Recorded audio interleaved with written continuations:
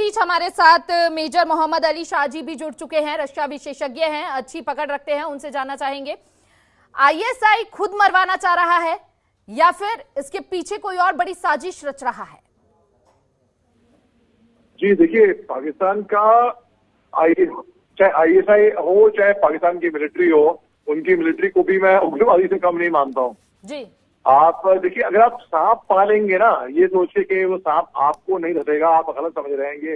Hillary Clinton ने भी पाकिस्तान की पार्लियामेंट में खड़े होके उनके मुंह पे उनके सामने कहा था ये बात। अब आप देखिए, पाकिस्तान में उनके ही पार्लियामेंटेरियन ने उनके पार्लियामेंट में अभी हाल ही में कहा है, क्या जरूरत थी हमको मुजाहिद पैदा करने की, आज वो हम पे ही भारी पड़ रहे हैं जी। तो पाकिस्तान खुद आतंकवाद से जूझ रहा है और वो कंगाल भिखारी कटोरा लेकर घूम रहा है वो।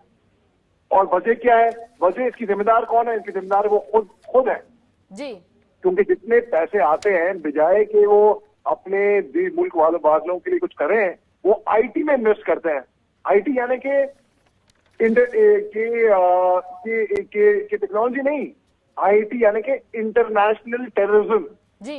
उनकी पूरी इन्वेस्टमेंट, पूरा ध्यान उग्रवाद, आतंकवाद, दहशतगर्दी के लिए है पूरा।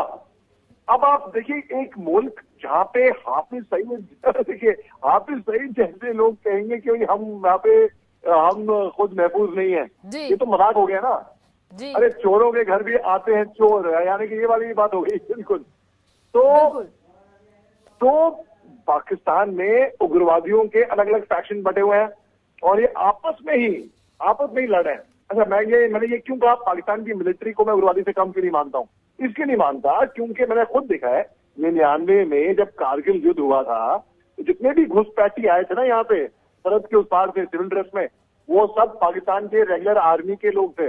उनकी जब बॉडी को जब मिले, पाकिस्तानी आर्मी के रेगुलर आइडेंटिटी कार्ड मिले और पाकिस्तान के नेशनल ने इतने बेशर्मी से अपने शहीदों को पहचानने से मना कर दिया। ये बोला कि ये हमारे आदमी नहीं है, हम नहीं जानते इनको। अब आप देखिए, एक मुल्क अगर अपने शहीदों को श्रद्धांजलि तक नहीं दे तो बहुत दूर की बात है, पहचानने से ही इनकार कर रहा है, तो उसका हशर क्या होएगा? आप खुद देख लीजिए। तो उनकी चाहे आईएसआई हो, अब आईएसआई तो हम देखती है कि कनाडा में खालिस्तान मूवमेंट चली तो हाँ, हम भी शामिल हो जाते हैं। ये दुख नहीं है, ये दुखी नहीं है अपने दुख से, ये दुखी है अपने पड़ोसी के सुख से। वहां पे वो है बेसिकली पाकिस्तान की प्रॉब्लम। तो ऐसी परेशानी से जूझ रहा है। FATF के ग्रे लिस्ट में है, IMF ने इन पे भारी पड़ गए, इनको कर्जा देने के लिए इनके हाथ मनोड़े हैं, शर्तों पे शर्तें रखी। पाकिस्तान, इनका इंटरनेशनल कोई सपोर्ट नहीं है, इनके जितने भी पुराने दोस्त थे सब तो मुकर गए जी। जो इनके कहा है। लेकिन यहाँ पर अली जी, ये भी समझने की जरूरत है ना कि कहीं ना कहीं भारत जो है वो तो खुलकर जो भी बात होती है वो रखता हुआ नजर आता है। कई अन्य देश है जो पीठ पीछे आतंक को पनाह भी देते हैं और कहीं ना कहीं उनकी मदद करने के लिए भी आगे आते हैं, भले ही उनको नुकसान हो, लेकिन फिर भी इस तरह के कदम उठाते हुए नजर आते हैं। ऐसे में अब भारत पर ये लोग मिलकर निशाना साधने की तो कोशिश कर रहे हैं। भारत हमेशा से दो टूक साफ शब्दों में यह कहता हुआ नजर आया है कि हमारी पीठ पीछे कुछ भी करने की आदत नहीं है। बिल्कुल आपने सही कहा। देखिए, भारत जो है हमेशा शांति का रास्ता अपनाया है हमने, और हम किसी को छेड़ेंगे नहीं जी। लेकिन किसी ने अगर हमें छेड़ा तो छोड़ेंगे नहीं, तो उसे हम छोड़ेंगे नहीं। बिल्कुल।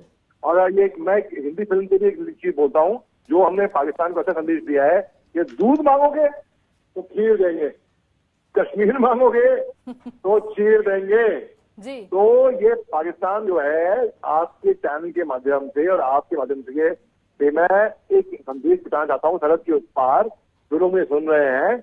बिल्कुल, देखिए, पाकिस्तान से खुद की आवाम तो संभाली नहीं जा रही है, आतंकियों को पनाह देने के लिए तैयार बैठे रहते हैं। जिस तरह से भारत के खिलाफ तमाम साजिशें रची जा रही थी।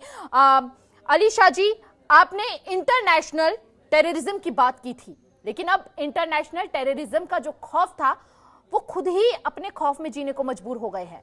जो आतंकी, जो आका थे, वो खुद ही डर के साए में चले गए हैं, चाहे खालिस्तानी हो या फिर पाकिस्तान के वो बड़े आतंकी हो।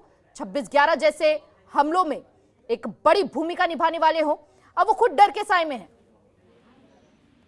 जी आपने बिल्कुल दुरुस्त फरमाया। देखिए जो गड्ढा खोदता है दूसरे के लिए, वो गड्ढा उसी में खड्डे में खुदता है, खुद जी। गिरता है। तो पाकिस्तान ने जो गड्ढा खोदा है ना, ये खुद आज की तारीख में इसके शिकार हो रहे हैं। इस आतंक के जो इन्होंने खुद बनाया है, खुद जी। क्रिएट किया है बाहर के मुल्क के लिए, हमारे लिए, ये आज इसी के शिकार हो रहे हैं। और अभी तो आप देखिए ना, बस शुरुआत है। अब पाकिस्तान इतने गहरे मुसीबत में आएगा, इसके जैसे 71 में इनके 2 टुकड़े हुए थे ईस्ट पाकिस्तान। अभी इनके, मैं तो अनुमान लगा रहा हूँ, हो सकता है आगे जाके अगर अभी भी यहाँ पे स्थिति संभले ना, तो इनके बहुत बुरे हाल होने वाले हैं। बिल्कुल, और देखिए ये पीओके तो लगातार आवाज उठा ही रहा है, पीओके तो भारत में आने की बात कह ही रहा है, और भारत बिल्कुल। हमेशा से उसे अपना हिस्सा मानता रहा है और रहेगा। बिल्कुल बिल्कुल बिल्कुल।